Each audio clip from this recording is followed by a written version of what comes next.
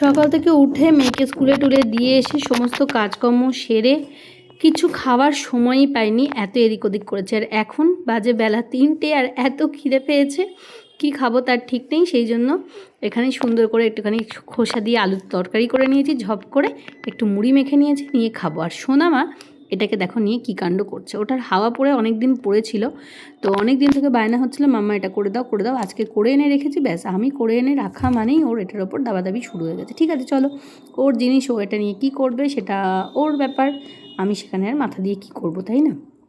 বকাবকি করলাম, স্কুল থেকে এসে যদি এইসব নিয়ে থাকে তখন কখন খাবে আর কখন ঘুমাবে।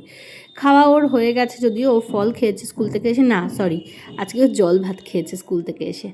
তারপর ওকে চেপে ধরে ঘুমঠুম পাড়িয়ে দিয়ে এলাম। আর এসে আমি দেখো এখানে কি কাজকর্ম করছি, সারা সপ্তাহের সব কাজকর্ম করছি। দেখো এখানে ওর ওরিও শেকটা বানিয়ে রাখলাম, এখন যদিও 5টা বেজে গেছে আর বিকেল নেই। আর এখানে দেখো আদা কাঁচা লঙ্কা সুন্দর করে কেটে আর ধুয়ে নিয়েছি। এখানে দেখো গোটা জিরেটা ভেজানো ছিল অনেকক্ষণ, প্রায় সেই সকাল থেকে।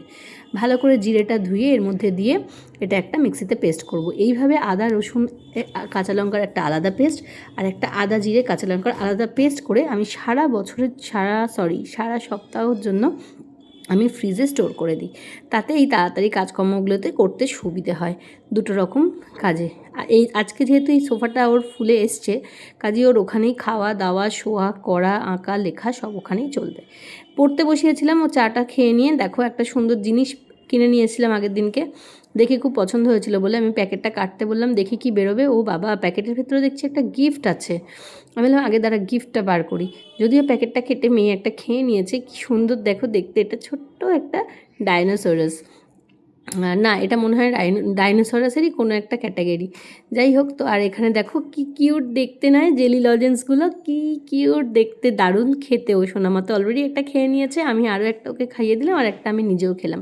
এই ছোটো ছোটো জিনিসগুলো না ওর সাথে সাথে আমারও খুব ভালো লাগে। ওকে পড়িয়ে উঠে আজকে বানাচ্ছি দেখো ফুলকো ফিশ কচুরি। সোনামা প্রচণ্ড ভালোবাসে আমার হাতে এই ফিশ কচুরিটা খেতে, কেন জানি না, যখন তখন আবদার করে। তো অনলি এক পিস মাছ দিয়ে আজকে আমার আর সোনামার মতো ডিনারে বানাচ্ছি হচ্ছে এই ফিশ কচুরি। মেয়ে আমাকে সবসময়তেই বলে যে মাম্মা তোমার হাতে ফিশ কচুরিটা আমার ভীষণ প্রিয়। তুমি ভালোবাসো আমার হাতে ফিশ কচুরি খেতে? হ্যাঁ। কেন গো? তুমি তেল অনেক কম দিয়ে রান্না করো তাই। ও মাই গড, যাই হোক।